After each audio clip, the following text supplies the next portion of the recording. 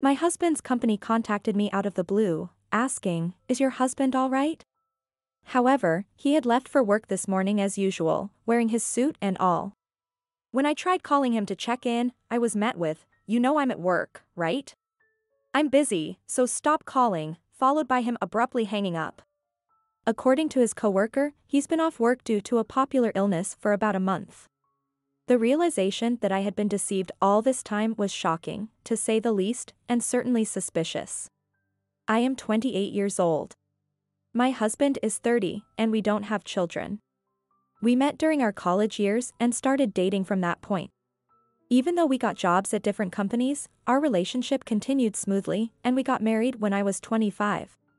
Upon his strong request, I quit my job to become a full-time housewife. He's in sales, working with food products. As COVID-19 spread, his clients increasingly shifted to remote work, and so did he. You often hear that spending more time at home due to remote work can strain a marriage, but that wasn't the case for us. We actually enjoyed the extra time together. This was not just my feeling, I'm sure he felt the same way. However, as his remote work decreased, he became more irritable. Once the pandemic started to wane, his job became busier, and he'd vent. So busy. Must be nice being a stay-at-home wife, nothing to do all year, right? And for a housewife, aren't your cooking skills a bit lacking? He used to compliment my cooking. I assumed it was the work stress piling up, and felt it was my duty to support him more. I hoped the kind husband I knew would return once things settled down. But when remote work scaled back, he even said, "If you cheat while I'm away, we're getting a divorce," making me write a divorce agreement, so I doubted he was cheating. I intended to mention the call from his office when he returned home in his usual suit, but he said, "I've got a business trip starting tomorrow. Get my things ready," and headed straight for the bath without another word. Lately, his business trips have become frequent, and he's always irritable, probably from the workload. Having missed the moment to speak up, I decided to just prepare for his trip and reached for his suit jacket. Then, I noticed something in the pocket. Reaching in, I pulled out a hotel key card. And it turned out he'd been using it almost daily. I was frozen, taking some time to grasp the reality. The betrayal hit hard. But this was when my revenge switch flipped completely on. My husband takes incredibly quick baths, so I waited for him to fall asleep before starting my investigation on his smartphone. As I suspected, his passcode was his birthdate +1, so unlocking it was a breeze. He's rather simple in some ways, and never thought I'd go through his phone, so he was totally off guard. First, I checked his text messages. The most recent chat was with a company name, probably a client, and the conversation seemed work-related. I was about to close it when a message caught my eye, looking forward to our trip. However, that alone wasn't proof of an affair, and it could have been a work-related discussion. Past messages were deleted, so I couldn't find concrete evidence. But one message stood out. After scouring his text messages, this was the only suspicious conversation. If my hunch was right, the mistress of this affair was this client, and he was trying to keep it under wraps. The next day, as he was leaving for his business trip, I asked, "Aren't you wearing a suit for the trip?" He was in a casual t-shirt and jeans and snapped back, "What? They said casual wear is fine this time. Stop nagging. I'm leaving now. And don't call me like yesterday, I'll be busy," and stormed off towards the opposite direction of the station. That's not the way to the station, is it? Geez, I'm going to the office first before heading out. Man, you're noisy. He stormed off after yelling, but he wasn't even headed towards the office. All I could think was what an idiot he was. Judging the timing right, I decided to make a surprise visit to my husband's company, which wasn't all that large. Upon entering, I was immediately attended to by the coworker. It was the same person who had informed me that my husband had been off for a month, so the conversation was quick. I came regarding the call I got the other day. My husband is supposed to be going to work every day in his suit. He said he was going to make a brief appearance at the office before his business trip this morning, but I was told he's been off sick. Could there be some mistake? Could you please show me the attendance records? I pleaded with Oscar-worthy drama, and the coworker, shocked, opened her mouth wide. "Oh, is that so?" "Please wait a moment," she said and promptly showed me the attendance records. As I suspected, there were consecutive absences. Here, I put on another act. "What?" "My husband said he was leaving on a business trip this morning and left the house." Causing a commotion prompted the president to come out and handle the situation. I had met him once at a company event, so we were acquaintances. The president, a man who deeply values his employees' families, had kindness written all over his face. "What's wrong?" I hastily explained the entire situation to the concerned president. Upon hearing the story, the president immediately contacted what he thought was the business trip destination only to discover my husband was expected nowhere. Just as I had suspected. Next, they decided to check my husband's work cell phone GPS. The GPS revealed he was in Palm Springs, a well-known spa town in California. "What the heck?" The president started trembling with anger. "Skipping work for what? Unbelievable. What was he thinking? I don't know. But I can't forgive him either. I found a hotel card in his suit pocket. This must be an affair trip." I was furious as well. "If he's cheating with someone from a client company," I hinted, presenting data from my husband's smartphone investigation. The president then gave me the contact information of the client company as a special favor. And then, the president tried calling my husband's work cell phone. Phew.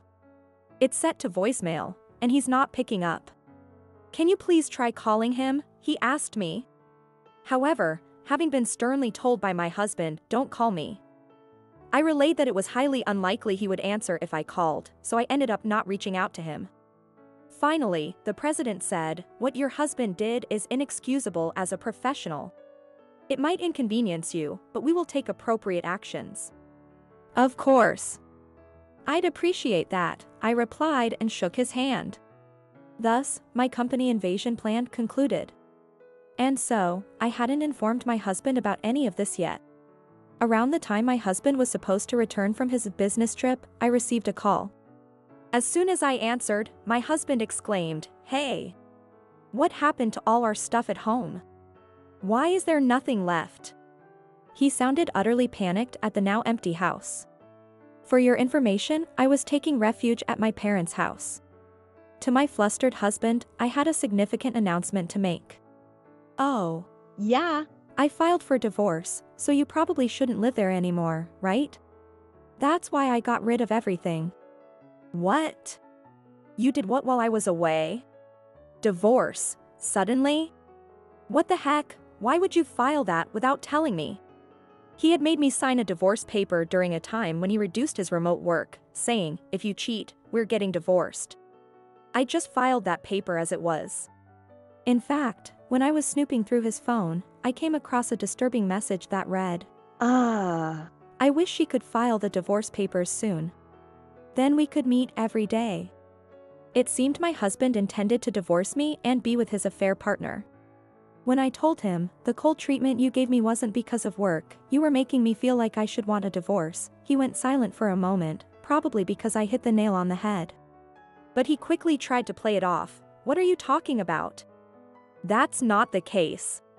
When I mentioned the content of his chats with his affair partner and said I would demand alimony, he yelled again, "You going through my phone like that, that's pretty low. What's wrong with you? Disgusting." To which I replied, "I'll return those words right back to you." And silenced him. "Just as you wished, you can now be with your affair partner since we're getting divorced. And oh, there's one more thing I forgot to tell you." My words make my husband gulp nervously. This is just the beginning of my revenge. There are still bombs to be dropped. I tell my husband, "A little while back, your company called to ask if you were okay. You're supposed to be at work every day, but something seemed off, so I went to your office to check your attendance." "What?" He makes some sort of indecipherable noise. "You've been skipping work for a month, haven't you? Spending each day at a hotel with your affair partner must have been quite enjoyable, huh?" "What?" Again, he utters that strange sound. I also let him know, your business trips were all lies, and the whole company knows about it, including the boss. You've done unnecessary things. I had it all covered. He rants and raves, so I drop another bombshell.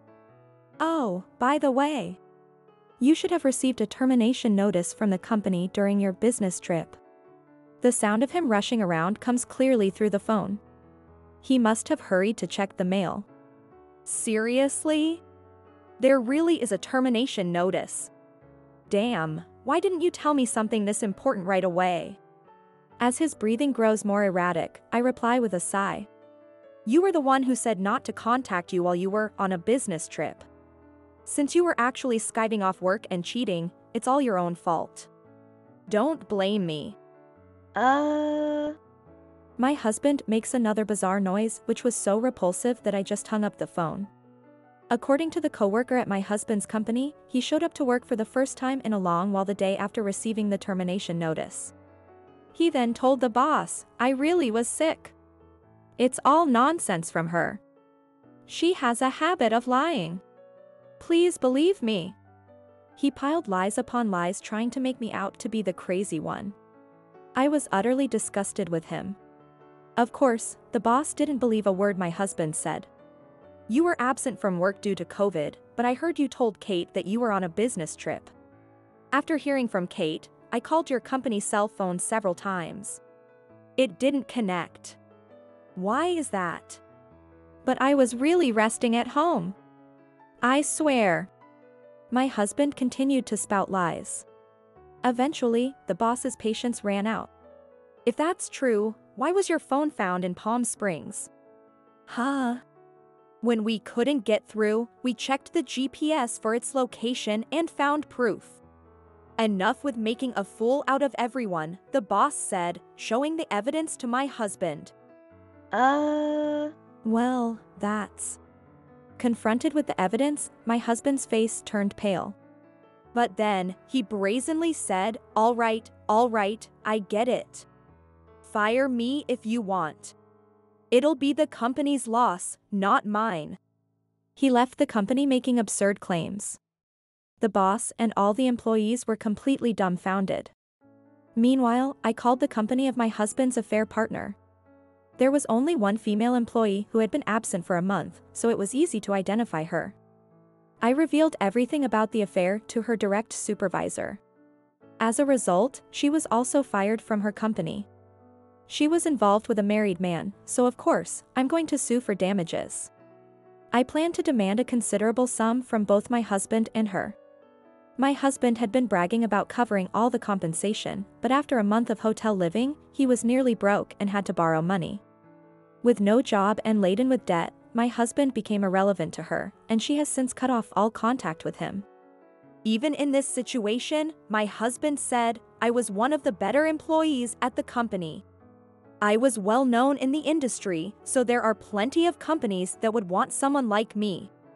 I can get a new job and clear my debt in no time, no problem. But he was involved in an affair with a client, and his reputation in the industry has spread in a bad way, making it hard for him to find a new job. No one wants to hire a selfish, fraudulent adulterer. Sure enough, his job hunting has been failing miserably. But, you know, the president of my ex-husband's company said, a friend of mine is looking for talented individuals. I can introduce you if you like. One look and he'll see you're a valuable asset. Thanks to him, I managed to land a new job. I plan to move out and start a new life as soon as I find a place.